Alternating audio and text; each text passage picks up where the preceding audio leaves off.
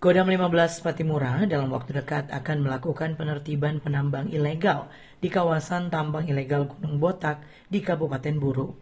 Langkah ini untuk menata kembali kawasan lingkungan yang kini sangat memprihatinkan. Kapendam 15 Patimura Letkol Infantri Adi Swastika menyatakan penertiban ini akan melibatkan unsur TNI dan Polri serta didukung oleh pemerintah daerah Provinsi Maluku dan masyarakat setempat. Penertiban di Gunung Botak dilakukan sebagai bagian dari komitmen untuk menjaga stabilitas daerah, mengantisipasi potensi gangguan keamanan, serta memastikan tidak lagi terjadinya pencemaran lingkungan di kawasan tersebut. Kapendam menyatakan penutupan kawasan Gunung Botak akan dilakukan dengan mengedepankan koordinasi lintas instansi dan komunikasi dengan warga sehingga penertiban berlangsung secara tertib, aman, dan kondusif.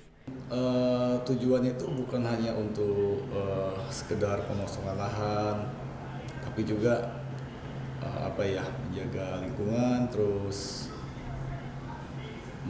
lebih mentertibkan lagi, jangan sampai banyak penambang ilegal. Dengan adanya penutupan Gunung Botak, diharapkan kawasan lingkungan di Kabupaten Buru dapat kembali tertata, aktivitas masyarakat berjalan lancar, serta tercipta suasana aman dan damai di Kabupaten Buru. Pihaknya mengajak untuk mendukung langkah ini demi kepentingan bersama. Panile Tahid melaporkan.